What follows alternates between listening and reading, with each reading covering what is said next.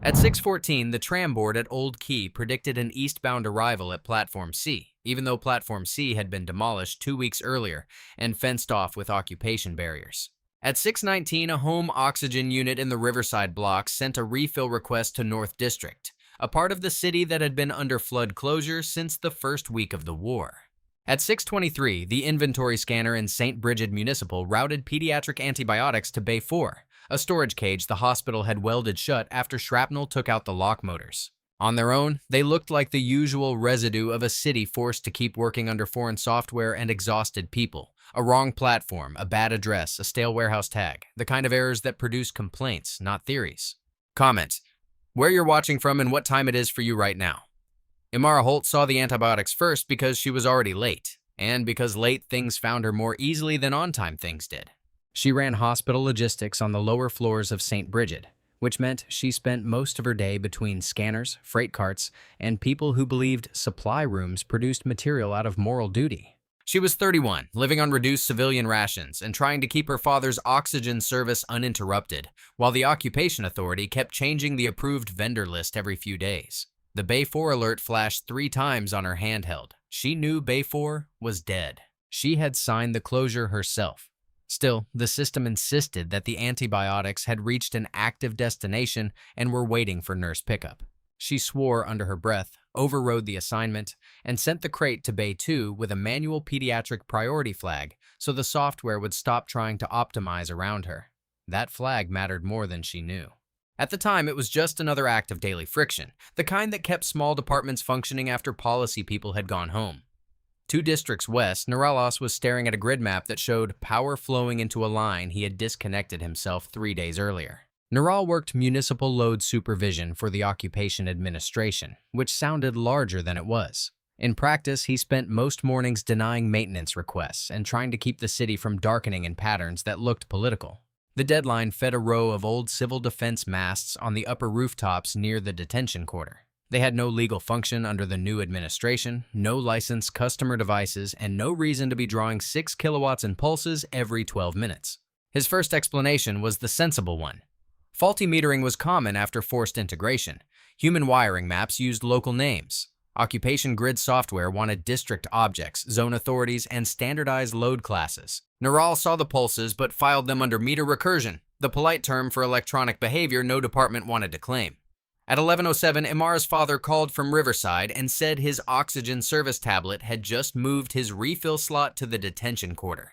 At the Municipal Coordination Center, Prefect K.L. Thin was dealing with a different version of the same problem.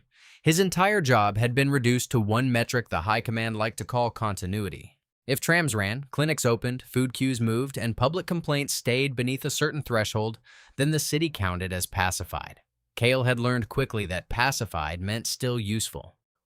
That morning, his dashboard flagged 43 route anomalies, 9 freight mismatches, and 3 contradictory shelter directives coming from systems that were not even supposed to have shelter authority anymore. The tram arrival at Platform C was one of the milder entries. His staff proposed a live database cleanup. Kale refused it for one practical reason. An audit team from Orbit was due in less than 20 hours, and large infrastructure edits created visible ripples. Public trust in continuity mattered more than perfect accuracy. He ordered a change freeze on all legacy human address objects until after inspection. No old bays deleted, no obsolete platforms purged, no shelter maps removed from the system unless they were physically dangerous. His deputy asked whether that would prolong the glitches. Kyle said that was preferable to a citywide service interruption during inspection. In the detention tower above the old flood channels, Lieutenant Sarah Vesk was being asked to record a different kind of continuity. Her assignment was prisoner conversion and managed release, one of the occupation's more presentable programs. Cooperative human detainees were offered reduced sentences, labor placement, family contact, and, in some cases, civilian passes. The policy was efficient and politically useful. It produced statistics that looked like consent. The prisoner brought to her that morning did not fit the program very well. Sergeant Tomas Reed had been taken near the flood control tunnels with a spool of field wire, an old maintenance headset, and no firearm. He was not dramatic in custody. He did not issue declarations or refuse food. He answered name, rank, and medical questions in an even voice. then sat with both hands folded on the table as if he were waiting for a late appointment. Sarah gave him the standard offer. He could sign a compliance statement, identify 2 active insurgent contacts or comms habits, and leave the detention quarter within the week under supervised civilian status. In occupation terms, it was close to freedom. Reed listened without interruption. When she finished, he said, "I want a radio." Sarah assumed she had misheard him. She repeated the offer in trade speech and in the human legal dialect the translators recommended for custody negotiations. Reed waited until she stopped and said it again. "A radio, civil band if you still have one. Weather band will do." She asked whether he understood that she was offering release. He said he did. She asked whether he wanted to contact family. He said no. She asked whether he wanted a lawyer, a medic, or a clergy waiver. He said, "A radio and a battery that works." That was unusual enough for her to note it separately. It was not alarming. Human prisoners asked for impractical things all the time. Coffee brands, no one stocked anymore. Paper books, unrestricted showers. Reed's request was merely specific. Sarah denied it under routine comms restrictions and moved to end the interview. He did not argue. He only asked what hour the detention tower's evening power checks usually finished. That question stayed with her longer than the radio request. By mid-morning, the first cross effects had started, though none of the people involved could see the whole shape yet. Imara's manual pediatric priority override solved the antibiotic problem inside St. Bridget. It also propagated outward because the hospital's routing mirror still fed into the city's old emergency allocation network, which the Occupation Authority had never fully removed. Since Cale had frozen the legacy address database that morning, the system kept Bay 4 as an active location object, even though the hospital had closed it physically. The priority was new. The address was old. The software accepted both. On Naral's grid panel, the deadline to the civil defense masts pulsed a little harder each time St. Bridget pushed a manual override into the network. The pattern was not obvious unless someone was already looking for it. He was 68, stubborn, and recovering badly from a lung injury he had picked up during the first month of occupation. He was not supposed to travel. His machine was supposed to summon a licensed swap courier automatically. Instead, the screen told him his replacement cylinder would be available for collection at Depot 19. Detention adjacent. Identity check required. Imara called the supplier. The supplier blamed the new municipal dispatcher. The dispatcher blamed District Maps. The Maps office said the address existed and had current authority. It was a plausible bureaucratic circle, and that made it harder to see as evidence. At 12:40, Cale received a brief arguing for deletion of all remaining human shelter pathways from the city model. He declined again. Several of those pathways still carried legal obligations for hospital overflow and flood evacuation, and he did not want a visible confrontation with the medical boards before inspection. He told his staff to keep the shelter objects in the database but deprioritize them in active routing. That compromise mattered. It meant the system would continue to remember routes nobody believed it was still using. At 13:10, Sarah reviewed the detention quarter's supply requests and found a meal trolley misrouted through a sealed shelter corridor beneath the tower. The corridor had not been part of current detention operations in years. It still appeared in the building model because the municipal archive listed it as flood egress and protected medical passage. She sent a maintenance order to remove the routing path from detention operations. An hour later, the request came back deferred due to district change freeze. The city kept producing these little contradictions. A tram predicted from a dead platform, a meal cart sent through a shelter tunnel, a home oxygen refill assigned to a detention depot. The safest explanation in every office was still administrative noise. That afternoon, Narrell sent a junior crew to inspect the deadline feeding the civil defense masts. They came back with a stranger report than he expected. The line was live. The masts were live. More than that, they were carrying low-band analog traffic at intervals, not messages in any modern sense, but carrier pulses and short bursts that looked like old human continuity handshakes. The junior crew asked whether the city had restarted the disaster repeaters without informing utilities. Naral checked every authorization list he had. No one had. He should have escalated then. Instead, he ran the safer theory first. Legacy rebroadcast equipment often woke up when new management software touched old timing loops. It was messy, but not unique. He filed the masts for nighttime observation and went to his second shift briefing. By evening, Cale's inspection team had moved the next day's schedule forward. He now had less than 12 hours to make the city appear stable. His deputy suggested a quiet permissions resync after curfew, enough to reconcile mismatched root objects without public disruption. Cale approved the plan in principle. It would clear stale addresses, force credential revalidation, and reduce the dashboard noise before high command arrived. He noted that medical systems should be exempted where possible. Where possible was the kind of phrase administrators used when they wanted a clean metric more than a clean result. Sarah received a separate instruction at 1805.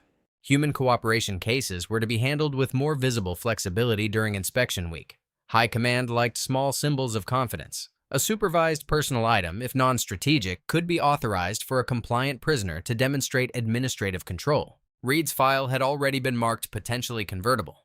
A radio, stripped of encryption modules and checked to low-power civilian band, now qualified as non-strategic.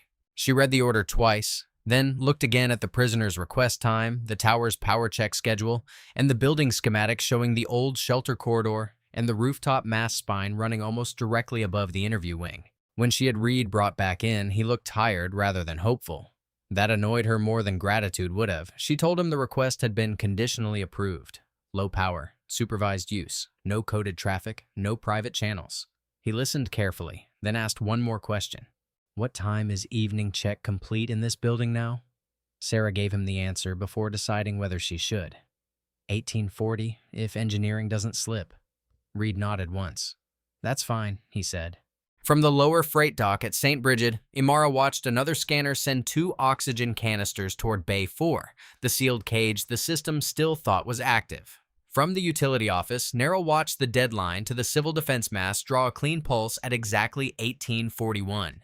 From the prefecture, Cale signed the district-wide permissions resync that would start after curfew and lock every unresolved medical route until it finished. From the detention tower, Sarah authorized a working battery for a prisoner who had been offered release and asked instead for a radio. None of them knew yet that they had all chosen the same mechanism from different sides. At 1843, Thomas Reed did not ask for privacy, a family channel, or a unit frequency. He asked for the detention tower's exterior exercise cage, the one attached to the 6th floor service landing beneath the old mast line. Sarah should have refused that part on procedure alone. Instead, she allowed it because the cage was already wired for visual supervision, because the radio had been checked twice, and because there were 5 other problems in the building more urgent than a prisoner with an outdated device. The city around them was still behaving as if each problem belonged to its own department. At St. Bridget, Imara discovered that the permissions resync Kyle had approved for the night would not only reconcile addresses. It would suspend any route token the system could not re-verify against current district objects. That included half the hospital's manual workarounds, most of the overflow bay assignments, and a long list of home service exceptions staff had been using to keep oxygen, insulin, dialysis supplies, and wound kits moving to people who could not pass every new checkpoint. The memo called it a temporary administrative hold. Imara read it as something simpler. If the resync ran cleanly, some of her patients would lose service before the city finished congratulating itself for cleaner data. She called the prefecture and was transferred 3 times. She called the supplier handling her father's cylinders and got a recorded notice about updated district authorities. Finally, she called the utility help desk because the home oxygen network shared dispatch tags with power backup. That call landed, by chance and city design, on Nerl's console. He listened while she described the repeated routing faults, the sealed bays, the detention quarter address that kept appearing in medical service tokens, and the timing pattern she had started writing down on a paper slip because the software history was no longer trustworthy. Neural asked her to read the times back slowly. Every spike lined up within a minute of the dead mast pulses he had been watching all day. That got him moving.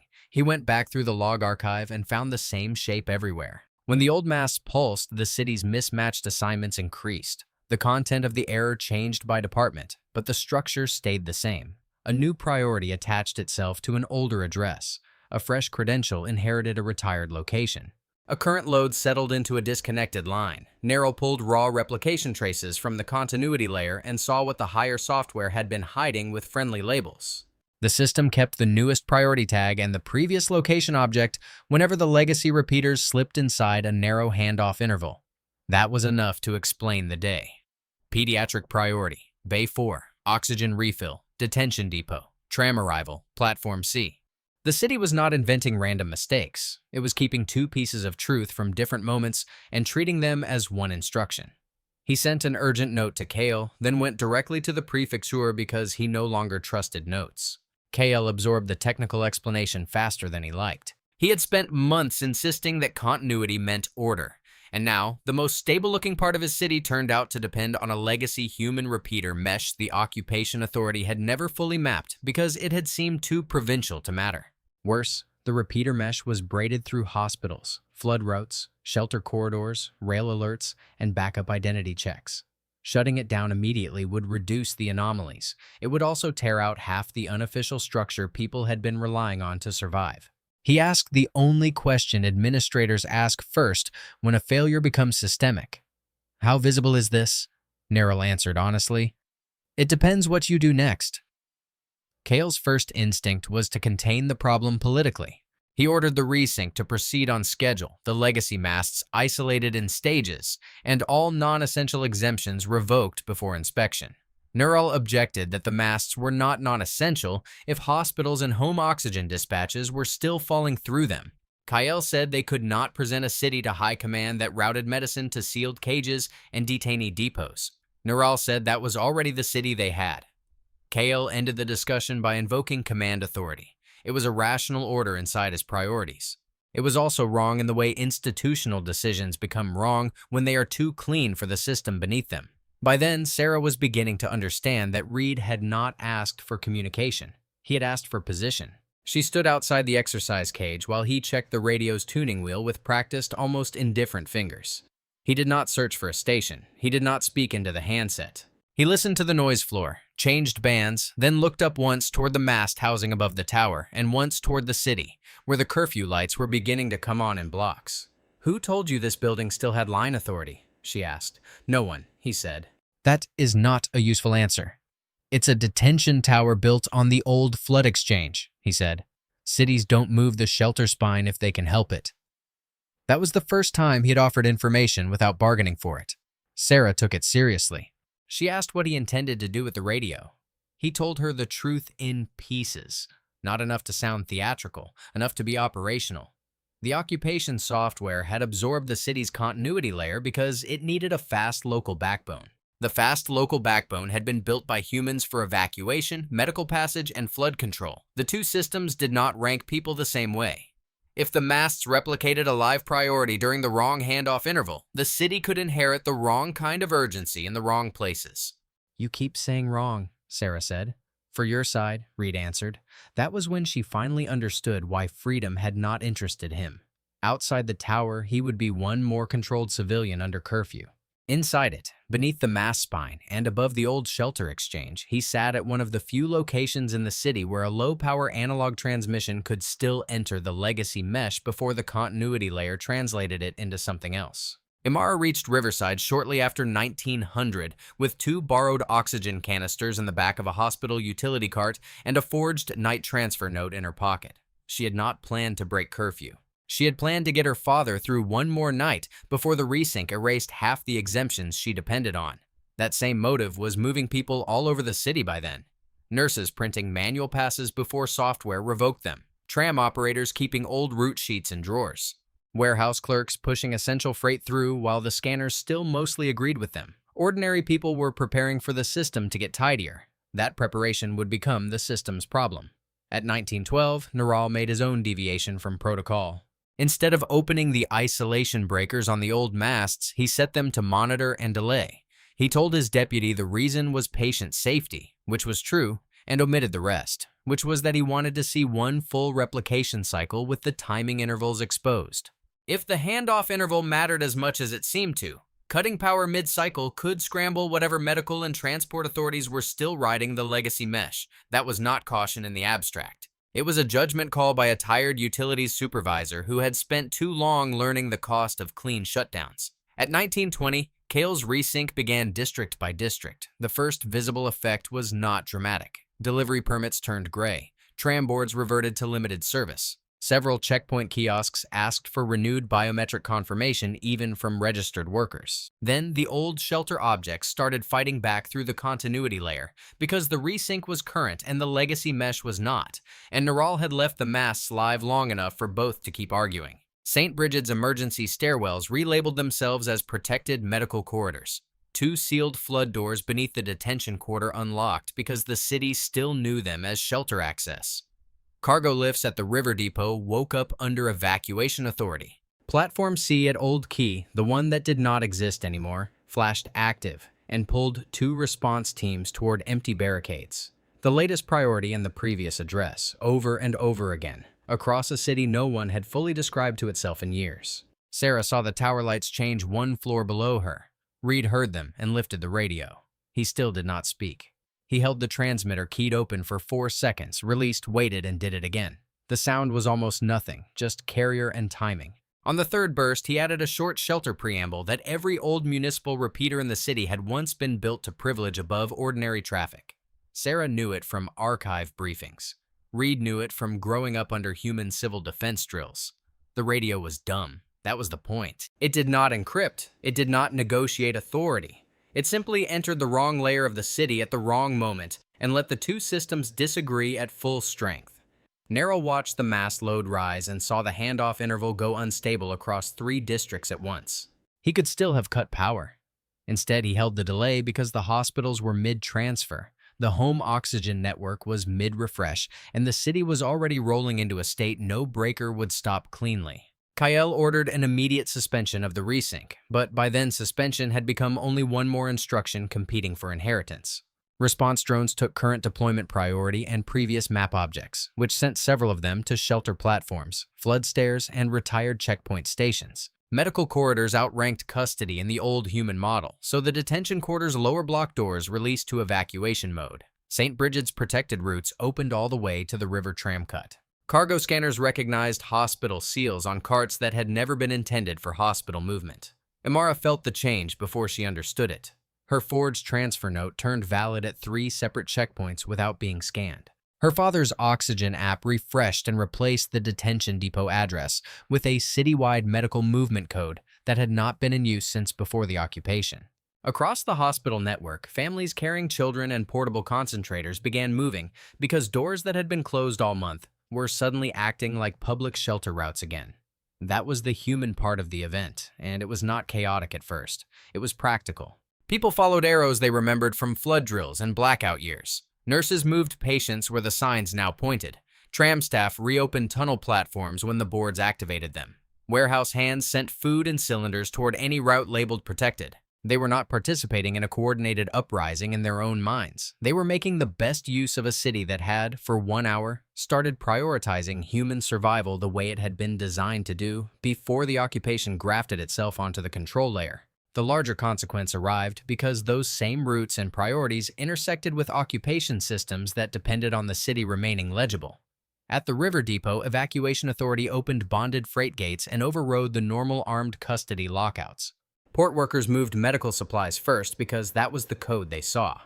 Behind those carts, resistance couriers and ordinary civilians alike passed through service spaces the occupation had considered secure only because its own maps were current and the city's older ones were ignored.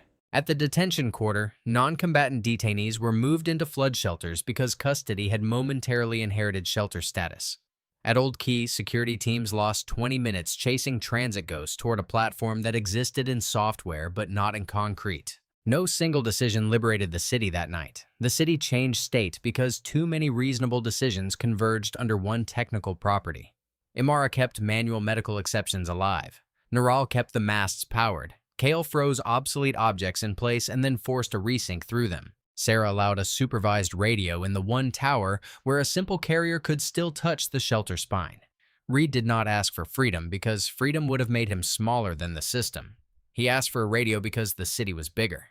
By 2100, the occupation administration had lost reliable separation between patient, detainee, worker, courier, and insurgent. Its own public service software no longer knew which humans to confine, which to escort, and which to exempt. The next morning's inspection was canceled before Orbit acknowledged why.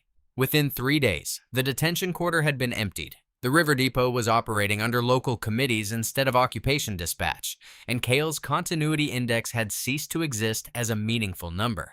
The official account, released months later after the city returned to human administration, described the event as a legacy routing fault triggered by improper coexistence between occupation continuity software and retained municipal emergency infrastructure. That statement was accurate and inadequate in equal measure. It did not mention that the retained infrastructure had originally been built around the assumption that, in a crisis, medicine outranked custody, shelter outranked traffic discipline, and people who could not move quickly were the first ones a city should reorganize itself to protect. That assumption was the part the occupation never really translated. Sarah resigned her commission before the war ended and testified to the Joint Review Board that the detention program had mistaken procedural calm for consent. Neural stayed in utilities and later helped write the isolation standards that now govern every mixed authority grid on Earth. Cale kept his rank long enough to become useful in reconstruction audits, which was a different kind of punishment. Imara's father got his oxygen because a hospital clerk refused to trust a clean system more than a handwritten note. Thomas Reed was exchanged 6 weeks later, long after the city had started telling the story in shorter, less accurate versions. The system-level change lasted. Every public building in Morro Bay now keeps an independent hand-crank radio, printed shelter maps, and at least one manual lock tree not connected to central permissions. Every hospital maintains a paper route ledger beside the live dispatch board. No transit authority is allowed to delete obsolete platforms, corridors, or flood egress objects without physical inspection and a public vote. The policy language calls this legacy resilience. People in the city use a different phrase for it. They say the place still remembers how to save them when the software starts lying. The old masts were supposed to be dismantled after the review. Most were. 2 remain under sealed municipal authority because removing them would require opening the same shelter spine that carried the carrier bursts that night. Their public status is inactive. Their private status is more complicated. On some evenings, when the grid settles and the weather turns heavy over the river, the monitoring room still records a 4-second analog carrier on the old emergency band. No voice follows it. No authorized system claims it. The city does not shift state anymore when it happens. The safeguards are better than they were. Even so, tram operators keep paper route sheets in their drawers. Hospital staff keep marker pens clipped to clipboards. And families who lived through that year still leave a radio on the kitchen shelf with fresh batteries beside it.